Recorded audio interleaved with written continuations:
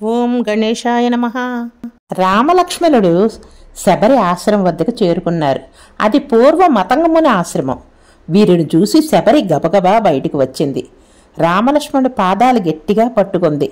అర్ఘ్యము పాద్యము మొదలైనవన్నీ ఇచ్చి అతిథికి కావాల్సిన సత్కారాలన్నీ చేసింది.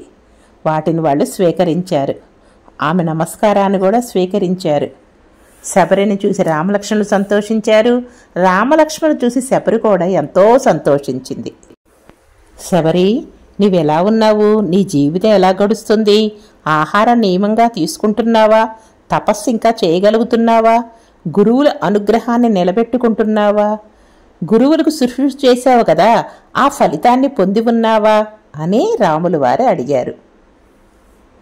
శబరి మతంగముని శిష్యురాలు కాబట్టి ఆ శిష్యురకం ఎలా చేసింది, ఏ విధంగా తపస్సు చేసుకుంది అని వివరాలు అడిగారు. శబరి ఎంతో సంతోషంగా తన గురువుల గురించి, ఆ గురువుల యొక్క శిష్యుల గురించి కూడా చెప్పడం మొదలుపెట్టింది. రామా, నువ్వు చిత్రకూట పర్వతం మీద ఉండగా నా గురువులందరూ దివ్య విమానాలు ఎక్కి దివ్యలోకాలకు వెళ్ళిపోయారు. వాళ్ళు వెళ్ళేటప్పుడు నాతో ఒక మాట చెప్పారు. మహానుభావుడైన శ్రీరామచంద్రమూర్తి ఈ ఆశ్రమం వైపు వస్తాడు. అతనికి ఆతిథ్యం ఇచ్చిన తర్వాతే శబరి నువ్వు కూడా మేమున్న ప్రదేశానికి వద్దువు గాని అని రాములు వారు వచ్చే వరకు నన్ను ఇక్కడ ఉండమని, మీకు ఆతిథ్యం ఇవ్వమని చెప్పి వెళ్ళారు. అందుకనే నేను ఇక్కడ ఉండిపోయాను. శబరి, నీ ఆశ్రమాన్ని చూపించుమని అడిగారు.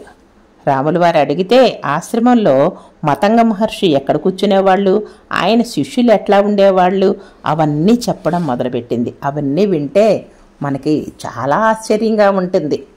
మతంగ మహర్షి కూడాను చాలా ముసలివాళ్ళు అయిపోయి నదికి స్నానానికి కూడా వెళ్ళలేక అంత ముసలితనంతో ఇక్కడికే నదిని తెప్పించేవాళ్ళంట. అందులోనే స్నానం చేసేవాళ్ళంట. నీళ్లు రమ్మనమంటే వచ్చేవండి. అక్కడే తన వస్త్రాల్ని తడిపి పిండి ఆరేసేవాళ్ళు. ఆ ఆరేసిన ప్రదేశం కూడా శబరి చూపించింది. ఇప్పటికీ కూడా ఈ వస్త్రాన్ని ముట్టుకొని చూడు రామా, ఇప్పటికీ కూడా అది చల్లగానే ఉంటుంది, ఆరదు. తడిని పీల్చుకోదు, తడిని ఆరబెట్టుకోదు. ఎప్పుడైతే మతంగ మహర్షి వెళ్ళిపోయారో, ఆయన ఎప్పుడైతే ఈ వస్త్రాన్ని ఇక్కడ ఉంచారో అదే విధంగా ఆ స్థితిలోనే అది ఉండిపోయింది. ఈ పూలు చూసావా, ఈ పూలు కూడా వాడిపోలేదు. మనకి రాక్షసుడు చనిపోయిన తర్వాత దివ్య శరీరం వచ్చిన తర్వాత కూడా ఈ మాట చెప్పారు, అక్కడ పూలు వాడిపోవని. ఇవన్నీ ఏంటంటే ఒక ఋషులు, ఆ ఋషుల యొక్క శక్తి చేత వాళ్ళు తాకినప్పుడైతే ఆ పూలు ఎలా ఉన్నాయో అలాగే ఉండిపోయినాయి, ఆ స్థితిలోనే ఉండిపోయినాయి. అంటే మనకి ఇక్కడ అర్థం ఏంటంటే మన శరీరం అనేది నిజం కాదు, అస్థితము. అది శరీరం అనేది నశించిపోద్ది, ఆత్మ అనేది ఉండిపోతుంది. ఈ ఆత్మస్వరూపంగా ఇవన్నీ ఉండిపోయినాయి.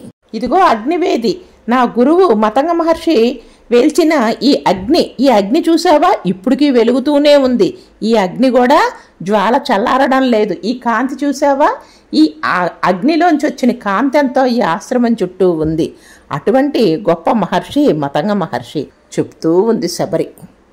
శబరి రామలక్ష్మణులకి పళ్ళు పాలు అన్నీ కూడా సమర్పించుకుంది. రామలక్ష్మణులు ఎంతో సంతోషంగా వాటిని స్వీకరించారు.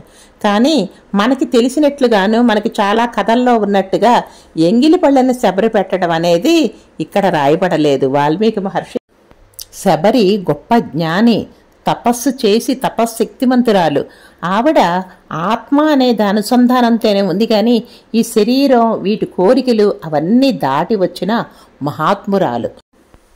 రామా, నా గురువులు శిష్యులు కూడాను వాళ్ళు వెళ్ళిపోతూ నాకు కూడా రాములు వారికి ఆతిథ్యం ఇచ్చిన తర్వాత నన్ను కూడా ఆ ప్రదేశానికి వచ్చేయమన్నారు, కనుక నేను కూడా వెళ్ళిపోతున్నాను అని చెప్పి అగ్నిహోత్రంలోనే తన శరీరాన్ని దగ్ధం చేసుకుంది. మనం ఇటువంటిది శరభంగుని కథ కూడా విన్నాము. శరభంగుడు కూడా మనం రాములు వారు చూస్తుండగానే తన శరీరాన్ని ఎలా అగ్నికి ఆహుతి చేసుకున్నాడో అట్లా కూడా శబరి రామలక్ష్మణులు చూస్తుండగానే వెలుగుతున్న అగ్నిహోత్రంలోకి తన శరీరాన్ని విడిచిపెట్టేసింది. ఆ శరీరం అంతా దగ్ధం అయిపోయిన తర్వాత ఆ అగ్నిలోంచి దివ్యమైన శరీరం వచ్చింది. ఆ శరీరం ఎట్లా ఉందనుకుంటున్నారు? మంచి వస్త్రములతోటి, అలంకారాలతోటి, గంధ లేపనాలతోటి అటువంటి అందమైన శరీరం, దివ్యమైన శరీరం వచ్చి ఆ లోకానికి, పై లోకానికి వెళ్ళిపోతూ ఉంది. ఆ వెళ్ళిపోతుంటే ఆవిడ ఏంటి, ఇంకా మోక్షానికి వెళ్ళిపోయింది. రాముని చూడటం కోసమే, రాముని దర్శనం కోసమే, రామునికి ఆతిథ్యం ఇవ్వటం కోసమే ఆ శరీరం నిలబడి ఉంది. ఆ ఆత్మ ఆ శరీరంలో అందుకోసమే ఉంది. ఇంకా ఆ శరీరంతో అవసరం లేదనుకుంది. ఆత్మ పైలోకాలకి, మోక్షానికి చేరుకుంది. మనం ఈ రామాయణం చదువుతూ ఉంటే రామాయణంలో ఎన్నో విచిత్రాలు కనిపిస్తున్నాయి. మనం ఎక్కడో త్రేతాయుగం వరకు వెళ్ళక్కర్లేదు. ఇప్పుడు జరిగింది కూడా మీకు ఒకటి ఉదాహరణ చెప్తాను. తిరువణ్ణామలైలో ఒకసారి బాగా వర్షాలు లేక, నీళ్లు లేక ప్రజలందరూ అల్లాడిపోతున్నారు. రమణ మహర్షి దగ్గరికి ప్రజలు వచ్చి, ఇక్కడెక్కడా నీళ్లు లేవు, బావులన్నీ ఎండిపోయినాయి, ఈ ఊరు వదిలిపెట్టి మేము వెళ్ళిపోతున్నాము అని చెప్పి అన్నారు. రమణ మహర్షి తన పక్కనున్న మట్టిని ఇలా పెళ్ళగించాడు. పెళ్ళగిస్తే అందులోంచి నీళ్లు వచ్చినాయి. ఆ నీళ్లు ఇప్పటికీ కూడా ఉన్నాయి. తిరువణ్ణామలై యాసకాలలో అసలు నీరు లేకపోయినా, ఎక్కడ లేకపోయినా ఆ రమణ మహర్షి ఆశ్రమంలో మాత్రం నీళ్లుంటాయి. ఆ బావిని రమణ బావి అని అంటారు.